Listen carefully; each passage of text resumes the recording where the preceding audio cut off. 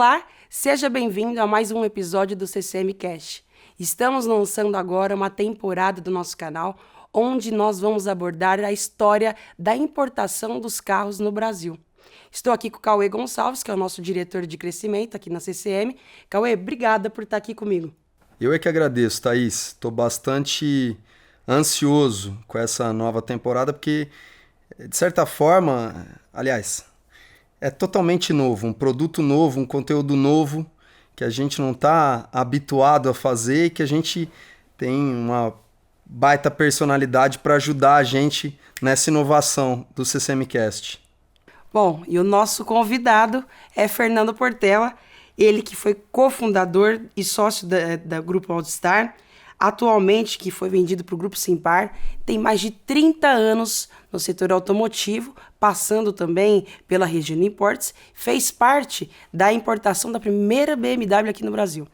Eu estou falando com o Fernando, que foi um dos recordistas de vendas de BMW no Brasil desde 91, lançou a Aldstar Magazine. Fiz uma boa apresentação, Fernando, sobre você. Muito obrigada por estar aqui com a gente. Eu que agradeço a toda a equipe da CCM pelo convite.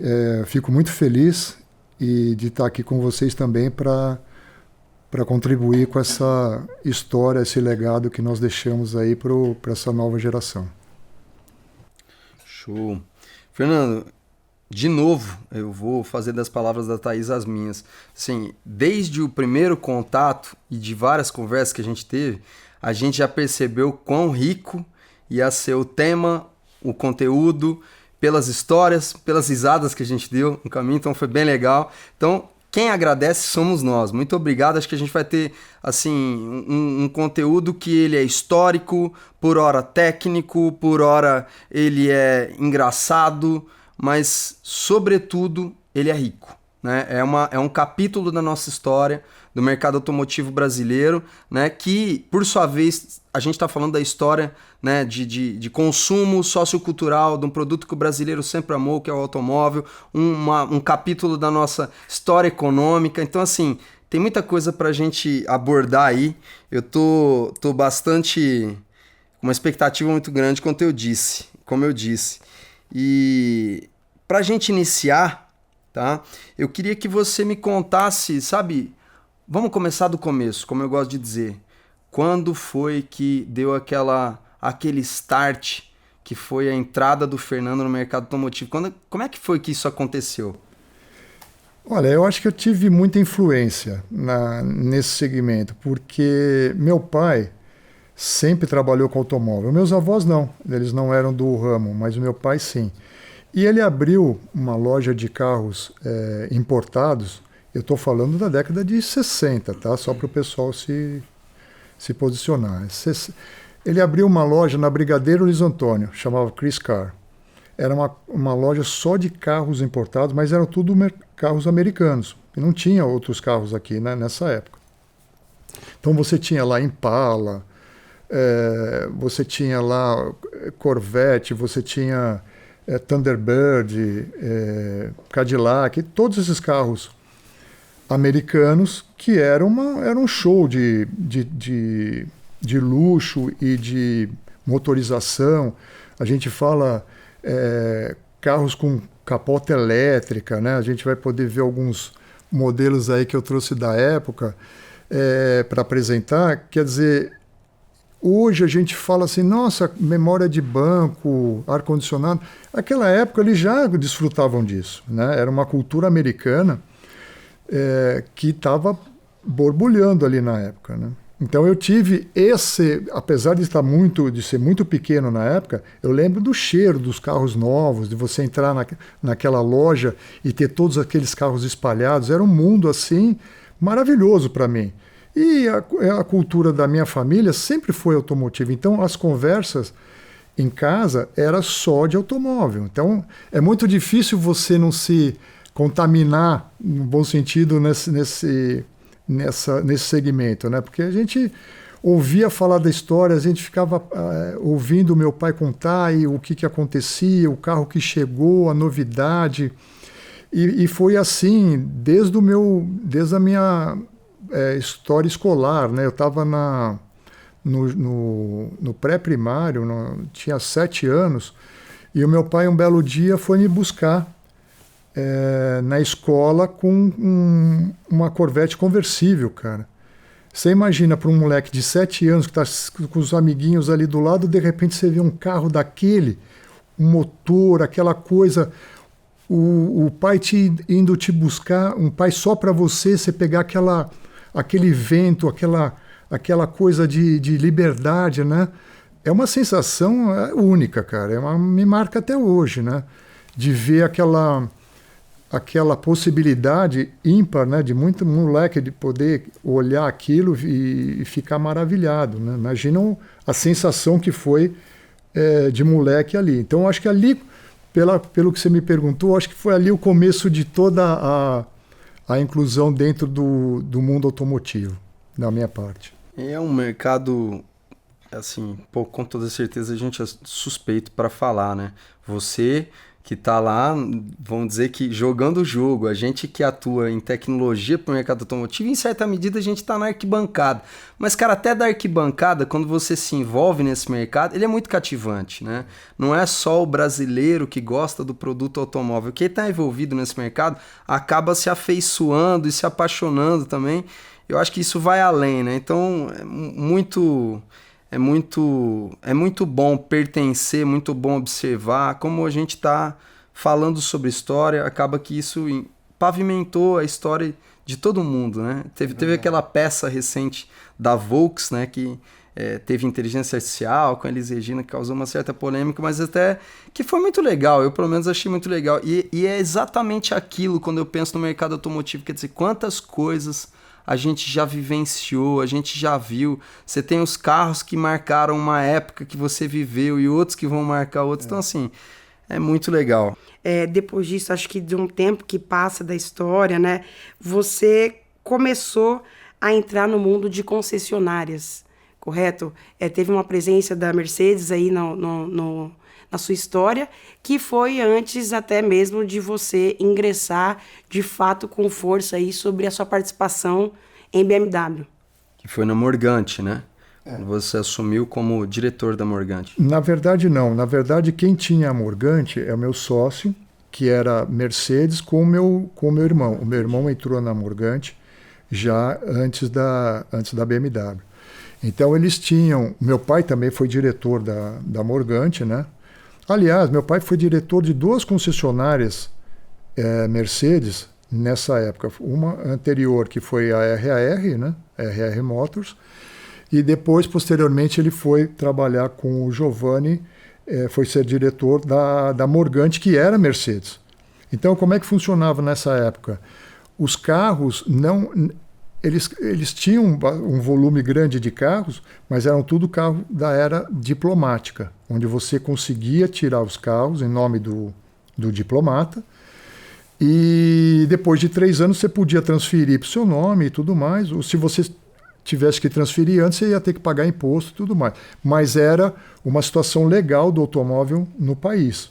Uma prática que existia com um certo risco, né? Porque rodar com o nome do diplomata corria risco, evidentemente tinha que ser uma coisa muito bem planejada para não dar nenhum erro, né?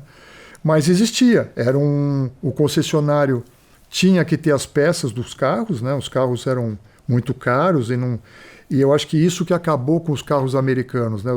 Você não tinha possibilidade de fazer a manutenção. Aí o carro vai ficando esquecido, vai ficando largado, né? Ninguém quer mais um carro que você não possa ter manutenção. Mas nessa época existia manutenção sim, as peças eram originais, vinham importadas, e esses carros, essas Mercedes, eram todas cuidadas aqui no país. Quer dizer, era um subterfúgio na época, porque só para lembrar, porque muita gente... Imagino que muita gente, eu não faço ideia, mas que se é muito ou se é pouco, mas o pessoal mais novo não deve saber que nessa época a gente teve ali, foi mais ou menos na década de 70. 76, houve a né? proibição de importação. Proibição de importação. Então, nesse ato, existiu essa lacuna de você poder entrar com os carros, mas via diplomática, né? Então, existia um volume até grande de carros. Aliás, você sabia quem era o dono do carro, né? Porque isso era tão exclusivo. Quando o cara comprava um carro desse de 300, 400 mil dólares aqui no Brasil, ele era muito exclusivo, né? Não é todo mundo que tinha esse poder e se arriscava nesse sentido, né? Depois da conclusão do período de você poder transferir, aí tudo bem, o carro ele passa a ser um carro comum, passa a ser um carro normal. Mas todo esse envolvimento gerava uma certa intranquilidade para o pessoal adquirir um carro desse quando zero, né? Porque você corre todo o processo de importação. Então foi um momento que cobriu, de certa forma, uma lacuna que o país precisava, né? Ele queria consumir um produto importado, mas não podia, estava proibido. E eles arrumaram um jeito de poder usar o carro de forma legal, né? Foi um período longo, né, de 14 anos, e acabou sendo depois aberto com o presidente Collor, né, alterando e abrindo a possibilidade de importação de veículos também. Quer dizer, mudou, dali para frente a gente pode é correto afirmar no seu pensamento que existia então, vamos dizer que um mercado automotivo pré-proibição e um pós-proibição. Ah, com certeza. Mudou tudo. Mudou tudo, porque o que acontece? Nessa época de proibição, em 79, eu tirei minha carta. Os melhores carros que existiam na época, só para a gente ter uma ideia, era o Opala Diplomata. No meu caso, eu tive um Passat TS, né? Eram carros nacionais, mas muito aquém do importado, em todos os sentidos, tecnológico, de desenho, design, né? E uma série de coisas que os componentes importados tinham já, por ter sofrido toda a evolução, onde o mercado se reservava a ganhar dinheiro com aquele tipo de carro sem competição. No lugar que você não tem competição, você muda friso, você muda um farol, muda coisa e você tem uma tabela nova. Fica mais fácil de você vender, né? Mas quando entra o carro importado, o público que não tinha condições de ver esse carro lá fora, nos Estados Unidos e tudo mais, ele começa a enxergar a diferença que existia. E por que não melhorar isso aqui, um detalhe técnico, não melhorar uma aerodinâmica, não melhorar o desenho do carro? Os caras começaram a ter mais cobrança. Então, a competição acaba trazendo sempre uma evolução, de qualquer forma, para ter competição, né? Eu acho que foi um processo que a indústria automobilística nacional acabou sofrendo, de certa forma, uma pressão para se atualizar, vamos pôr assim. Fernando, eu acredito muito essa questão da concorrência, ela é importante para isso, porque ela te mantém evoluindo, né, desenvolvendo, porque senão fica um mercado estável onde que você fica quase que num monopólio, né? Uhum. Acho isso muito importante que você disse. E eu queria entender, teve um marco também na sua vida, Fernando. Tudo que você contou até agora foi vivido aqui em São Paulo. Uhum. E teve um momento que você foi trilhar em outras estradas e chegou até Brasília. Isso, né? Foi uma marco histórico. Como é que foi isso? O que te levou a Brasília? Então, quando eu fui chamado pela Regino, eu tive essa oportunidade de trabalhar com os Reginos, que eram importadores oficiais da BMW. Até então, a gente estava no meio do caminho. Eu estava entrando no processo para conhecer produto, para conhecer direito à marca, e o meu objetivo lá dentro era de montagem de um concessionário em Brasília, que era uma exigência da fábrica de ter pelo menos um representante em Brasília, no Distrito Federal. E essa era a minha missão, né? A partir daí, eu comecei com um curso, comecei a conhecer produto, a me integrar com o pessoal e começar a vender já aqui em São Paulo. Isso antes de ir para Brasília. E foi aí que começou a grande mudança da minha vida, né? Porque você montar do zero uma concessionária não é fácil, né? Então foi um momento de muita responsabilidade.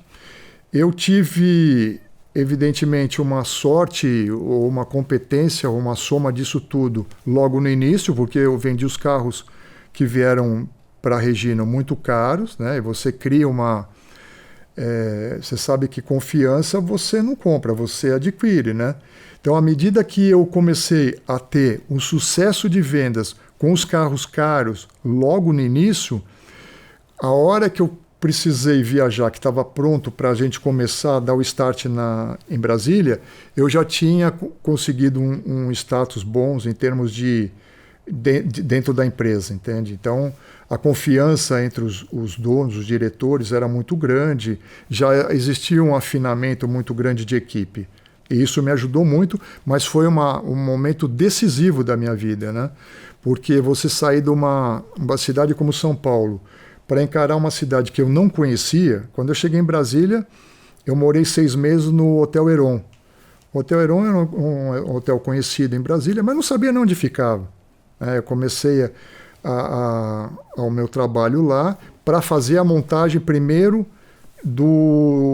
da concessionária, de arrumar o local.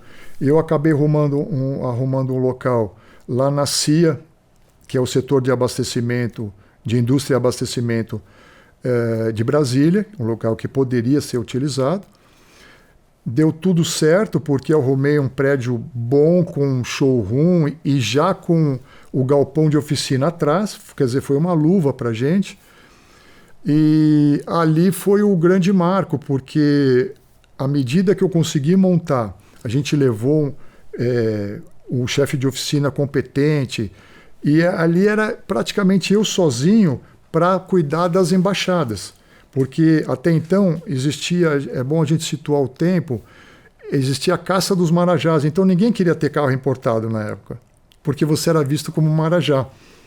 E a grande novidade lá é que as embaixadas consumiam direto os carros importados, né?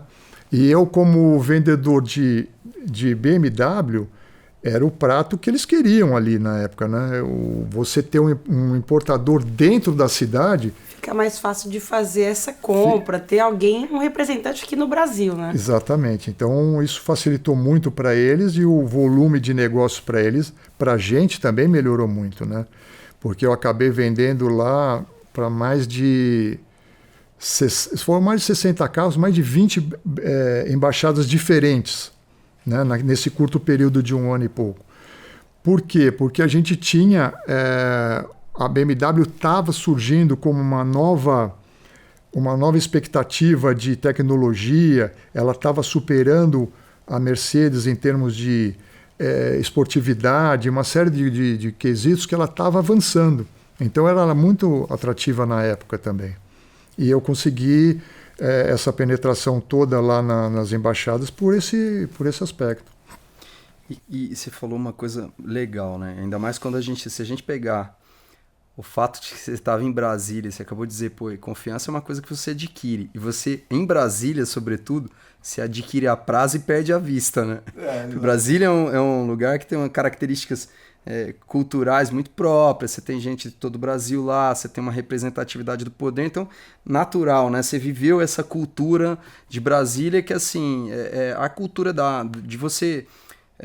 quando você faz um rapport como autoridade, você quer uma autoridade do outro lado, tem a carteira, né, que a gente diz bastante. E você viveu numa época maluca lá, imagino, né, porque assim, tinha esse posicionamento do Collor, né, da caça aos marajás. Na sequência veio a questão do confisco de bens. Exato. E nesse momento é que vocês estavam trazendo o carro. Trazendo o carro. Isso foi um momento muito difícil, muito complicado. Queria que você me contasse um pouco mais da carteirada, esse momento de trazer carro. Como que foi isso? O diretor foi ali, né? Foi assim, muito... É um fato histórico, muito envolvente, assim, muito emocionante, porque, contando assim, hoje a gente tem uma estrada, aí uma estrada toda asfaltada, né? Uma outra visão, e lá a gente estava fazendo a picada no mato ainda para montar a estrada. Foi uma outra época, né? Então, as dificuldades que existiam na época, só para lembrar uma delas, não existia celular. Você imagina a comunicação como já era mais difícil, né? E na época o Reginaldo estava fechando o contrato com a BMW, né? E ele estava já no aeroporto, né? Isso eu estou resumindo muito a história, né? Porque a história, para cair no colo dele a importação, também foi uma dinâmica muito interessante, né? Era um cara que vinha já para montar alguma coisa aqui na América do Sul, e ele tinha um parente lá que conhecia um pessoal dentro da BMW AG e sugeriu ele conhecer a Regino Chevrolet, que era um sucesso de vendas, né? Realmente um grupo muito agressivo em vendas, de sucesso muito grande. Eles botavam a mão e botavam muita grana também para desenvolver marketing. A Thaís, que é de marketing, sabe disso, o que é importante para o lado institucional da empresa, né? Então foi um sucesso de saída assim da Chevrolet. Aí essa pessoa da BMW olhou, se encantou com a motivação deles e com o sucesso deles. A operação que eles tinham lá era bem robusta. Era assim, robusta. Né? E você olhar, por exemplo, na Zona Sul, você tinha, na hora do rush, você estava ali na Ponte Cidade Jardim, se olhava, todos os Chevrolets eram Regino. Você via a logotipia ali deles ali. Era um negócio impressionante. Porque eram agressivos já na Chevrolet. Não só foi na BMW. E quando o Reginaldo acabou sendo referência para ser o concessionário, ele foi para o aeroporto para assinar o contrato na Alemanha, e aí ele recebe um telefonema que era o confisco da época da Zélia, do Collor, né? E aí o pessoal falou, olha, volta porque realmente nós temos um problema sério aqui para resolver. Ele respondeu, olha, esse problema eu não vou conseguir responder, não vou conseguir resolver. Eu estou indo para a Alemanha agora, foi lá e assinou o contrato. Quer dizer, teve mais esse percalço no sentido de talvez não assinasse por falta de empolgação, agora... E acreditar mesmo que aquilo era um momento, ia dar certo. Um momento muito difícil, e ele foi lá e fez. Então, eu acho que isso foi uma determinação muito grande do grupo, né? Eu já estava fazendo parte na época, né, na hora que eles já assinaram, já fazia parte. Então, foi um marco histórico para o país pelo seguinte, foi um grupo muito arrojado. Então, todas as barreiras que tiveram na época, eles souberam pular, entendeu? Foi desde a hora do pagamento dos carros lá, o Brasil tinha uma dívida que ele não honrou, tinha um problema sério lá fora de crédito. Foi mais um detalhe que ele teve dentro da estrutura aqui no Brasil, através de amigos, conseguir um crédito lá fora e trouxe os carros eram muito caros. Essa que é a história, quer dizer, a gente olhando assim, chegou o carro aqui, parece que foi muito fácil. Não, foi uma luta. Foi uma luta muito grande. E eu estava lá dentro, eu estava vendo, né, assistindo tudo isso, a gente dá muito valor a isso. Porque a gente está escrevendo a história. Né? Hoje você vê uma pessoa de 30 e poucos anos, no caso do meu filho, dessa nova geração, se você perguntar como é que era, eles não sabem, porque já passou muito tempo. E naquela época não tinha rede social, não tinha nem celular, quanto mais uma boa publicação. Né? Então o que você tinha são retratos são posts de jornais, né? Que alguns tiveram algumas fotografias. Eu trouxe aí algumas fotografias do carro chegando no aeroporto via Varig Cargo, né? Que foi uma outra estratégia muito, muito interessante, porque... Essa daí eu vou te perguntar e eu quero que você reserve um tempo muito bom, porque eu sei que você fez parte disso daí. Vai ser tema, inclusive, do nosso segundo episódio da temporada. Porque, assim, você foi uma peça fundamental nisso daí, né, Fernando? Dá pra ver que o seu brilho no olho até transcende, assim. Agora, nessa questão que você disse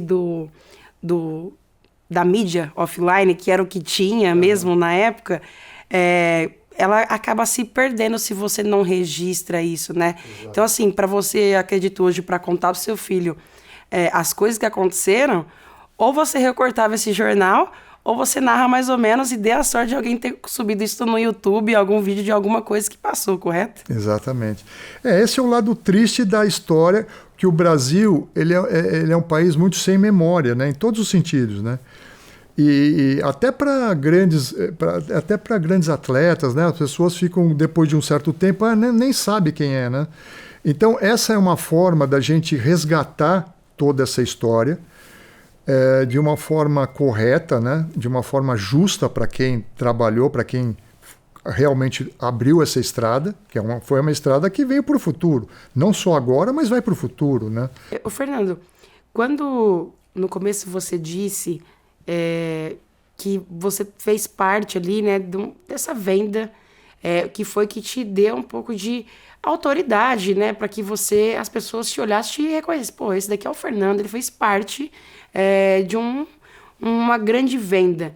Como é que foi isso? Porque pelo que eu entendi, esse Fernando aqui, quantos anos ele tinha para ele poder vender a primeira BMW aqui no Brasil? Eu era bem molecão, eu tinha 28 anos, né, quando eu iniciei nas vendas, né? E aconteceu disso. Um dos carros mais caros da época, né? Estava lá para ser vendido.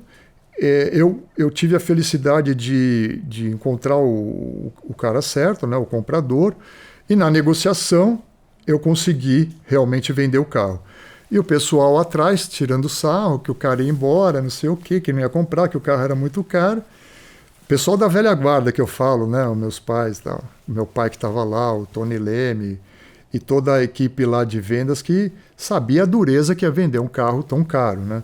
A gente está falando aí de carro que hoje seria como você vender um carro de 7, 8 milhões de reais. É uma coisa, para a época, muito forte. Primeiro pela exclusividade, né? E eu encontrei esse comprador e tal. E a proposta da equipe toda de vendas era o seguinte: tá bom, Fernando, você fecha, mas o dinheiro tem que entrar hoje. Ele tem que trazer dinheiro hoje. E o cara trouxe. Eu convenci o cara de trazer, falei, eu libero o carro, tudo. E ele trouxe o dinheiro numa caixa, né? O Pix da moda antiga, assim. O Pix da moda antiga. Uma maleta. Aí veio no Pix da maleta.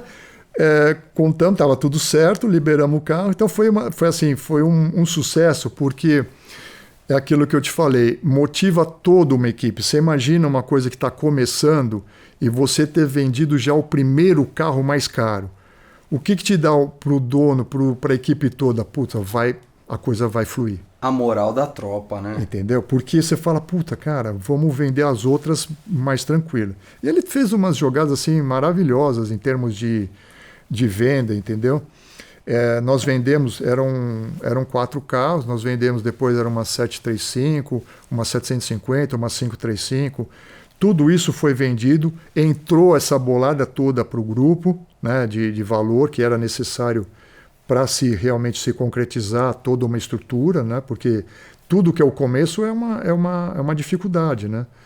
E aí a roda começou a girar e aí não parou mais. Foi um sucesso atrás do outro, até as aberturas, que aí sim foi uma propulsão muito grande para o importador, que era a Regino, porque ela abre as concessões das concessionárias, né? Então, você imagina, você está vendendo sozinho e de repente você tem um grupo de vendas ao seu dispor, né? Para te facilitar. Aí o volume de negócio começou a ficar muito grande. Ô Fernando, queria fazer um recorte, mergulhar um pouco mais no por trás dessa venda. Foi da 850, né? 850. Legal, mas nessa época, eu lembro que a gente estava conversando um pouco no nosso pré-produção, e aí você me disse que teve uma imposição da montadora, que foi mais um grande desafio. Na verdade, quando você vai fazer uma compra, você não compra o carro mais vendido, você não compra o melhor, você vai comprar os carros que a importadora te coloca ali, quase que uma imposição. Então eram carros caros, Você vai começar... a gente pegou os carros mais caros. Era uma 850, uma 735, uma 750 e uma 535. Tudo carro caro. Então, é normal, em qualquer tipo de marca, não só BMW, você quer levar os carros que mais vendem, mas alguma coisa você vai acabar... É uma venda casada? De certa forma mas alguma coisa você vai levar de carros caros, de carros que não tem tanta liquidez, porque senão também a fábrica fica com o pátio vazio ali só com os carros ruins, né? Ao contrário, né? A fabricante, ela quer vender todos os modelos, né? Só que cada mercado tem uma potência, tem uma capacidade, tem uma velocidade, né? Então, quando você vai vender uma 320, ela tem um volume maior. Tá, e a 750? Quem vai vender? A fábrica também precisa te colocar ali no meio da artilharia, entendeu? No meio da guerra. Porque senão fica fácil você pensar só o que vende. Sim. E não é assim que funciona nenhuma fábrica. Nenhuma fábrica. Tem um mix. Tem um mix que você é obrigado a aceitar. Você tenta montar o mix da melhor forma que você planeja, que você entende, mas alguma coisa você vai ser imposto, entendeu? Cara, me conta, naquela época desses carros que vocês trouxeram, que quer dizer, não era o carro de share, né, de volume ali da BMW, não eram os produtos de volume, né, eram outra família, mais premium ainda e tal. Que tipo de estratégia de marketing que vocês usavam para levar o cliente até a loja, para converter a compra? Como é que foi essa aterrissagem da marca no Brasil quando o assunto é marketing? Vocês que estavam à frente disso. Olha, o marketing da Regina eu acho que era um dos mais agressivos que eu conheci, porque foi assim, desde o início, pra você ter uma ideia, a gente aqui em São Paulo, para quem não é de São Paulo, a gente tinha naquela época o Gallery, né? Era uma boate famosa, muito bem frequentada, só gente de muito poder aquisitivo, e todos os lançamentos, toda a parte de lançamento, até futebol, a gente fazia evento no Gallery.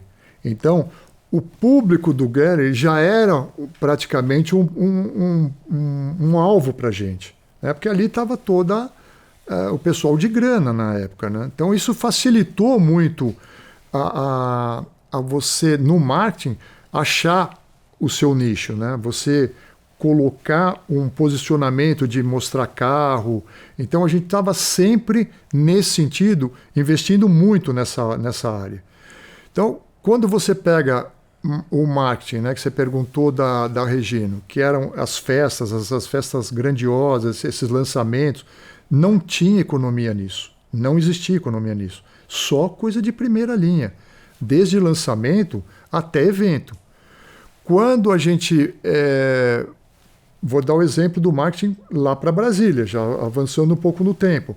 Eu volto para Brasília para o lançamento da concessionária que já estava pronta. O que nós fizemos? Uma festa de inauguração. Cara, essa festa bombou. Aqui em São Paulo, você vai dar uma festa, você praticamente convida 100 pessoas, vou dar um exemplo, 100 pessoas, vão 50, vão 60, né?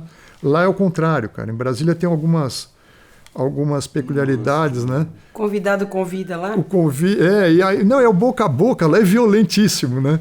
Porque, imagina, primeiro que já é uma cidade mais pacata, né, do que São Paulo, e sem tantas oportunidades. E quando você tem uma coisa grandiosa de repercussão, nós fizemos uma festa de inauguração, foi o governador do Distrito Federal, o Joaquim Roriz, foi o Paulo Otávio, que era empresário de lá, teve muita gente, teve o próprio Digênio, que era o dono do Colégio Objetivo, que já faleceu e tudo mais, mas foi assim, o Roriz também já faleceu, né? Mas o impacto foi muito grande na cidade, sabe? E isso já traz um lançamento muito bacana, que quando eu comecei lá, já existia o boom da cidade, porque ao invés de você publicar, isso vai no boca a boca. E lá é muito forte isso. Esse é o ponto forte de Brasília. A net lá é muito... Apesar de, na época, não ter rede social, de não ter celular, esse era o caminho mais rápido de acontecer. E não deixa de ser uma rede social, né? Que é a forma como que as pessoas... E eu acho que, de fato, para o marketing, principalmente para o B2B, no qual a gente atua, a indicação ela é a mais preciosa que tem. Porque é alguém te referenciando algum produto, algum serviço, né? Então eu faço uma ideia de como deveria ser naquele momento, naquele evento, você ser convidado para um evento onde essas figuras iam estar lá. Exato. E como que foi, assim, um pouco disso, Fernando? As pessoas chegavam lá, tinha alguma questão de restrição de convidado, ou até vocês preferiam que enchesse, assim? Não, a gente até preferia que tivesse volume, né? A gente tinha os cuidados, como existia muita gente importante, evidentemente já tinha segurança, já tinha toda uma estrutura que os próprios políticos têm, etc., né? Então foi muito bacana esse start que nós demos lá, facilitou muito o meu trabalho, né? Porque era a minha missão, era montar lá. Então, para mim, já foi um sossego eu ter conseguido montar. O primeiro passo eu já tinha dado. O segundo passo foi avançar para cima do nosso público, que eram as embaixadas, né? Foi aí que começaram alguns percalços, que era o que você perguntou da carteirada, do cartão.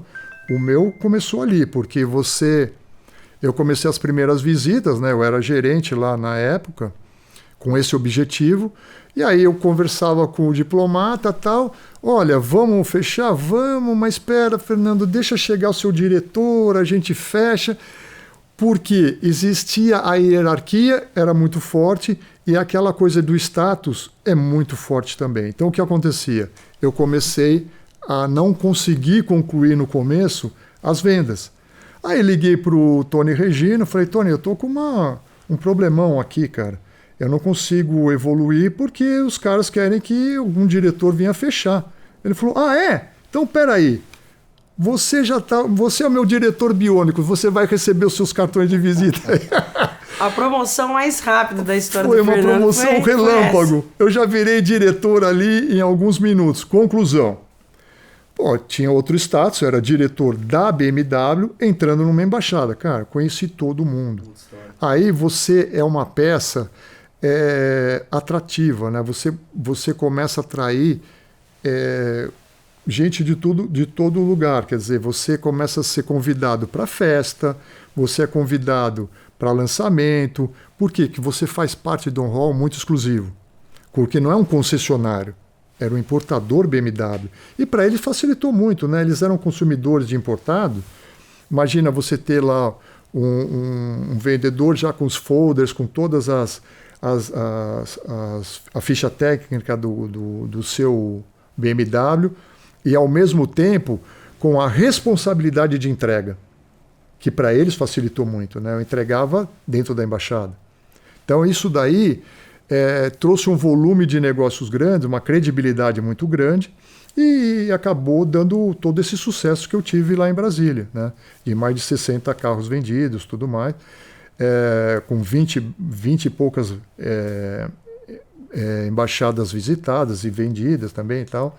Isso facilitou demais. Quer dizer, e é uma cidade que você aprende a gostar. Brasília ela tem uma característica assim muito peculiar, né?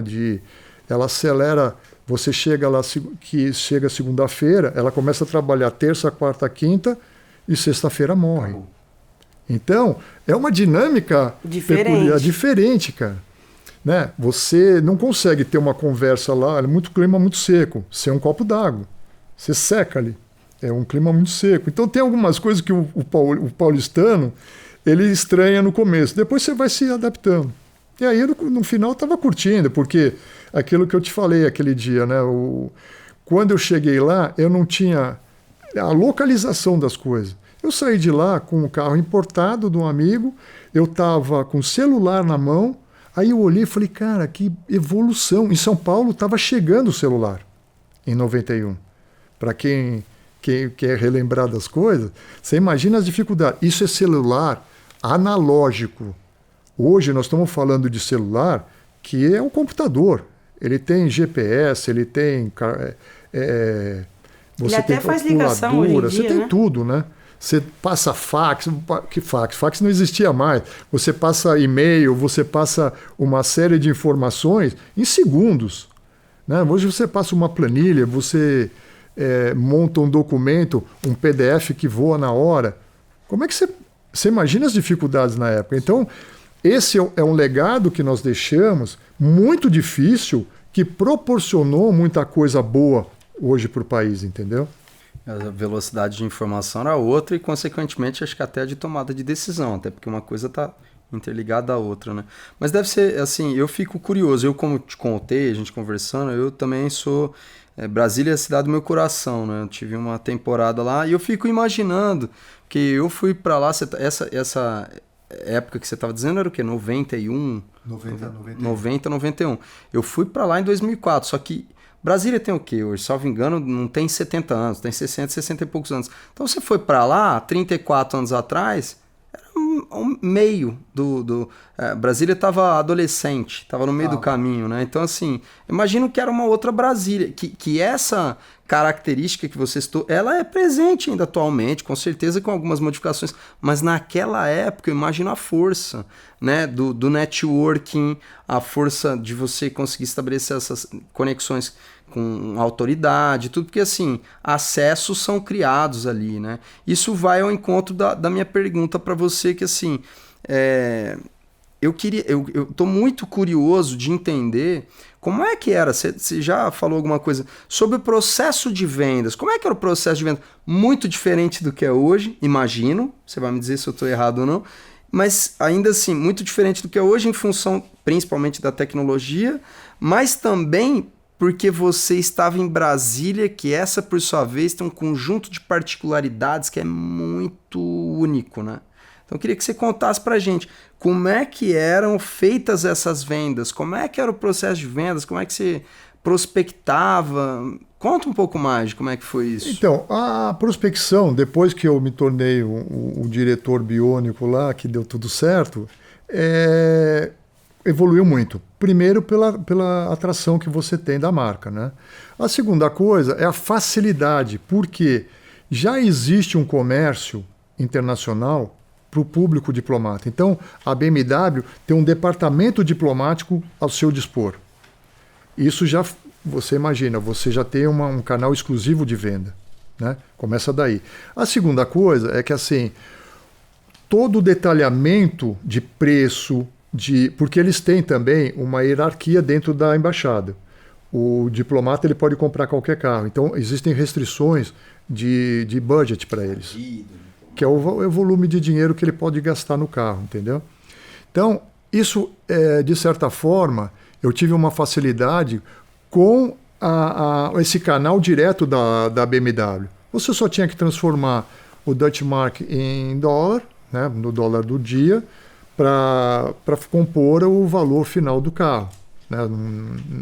Era mais fácil para a gente trabalhar com o dólar. E aí fechava o câmbio, o diplomata pagava e era direto na conta da BMW. A BMW passava a comissão para a Regina. Então, era uma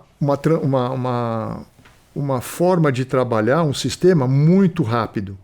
Tá? E as decisões, você me perguntou sobre a velocidade de decisão, o Grupo Regino foi uma das coisas que mais me causou assim, espanto, era a velocidade de decisão, muito, muito rápido.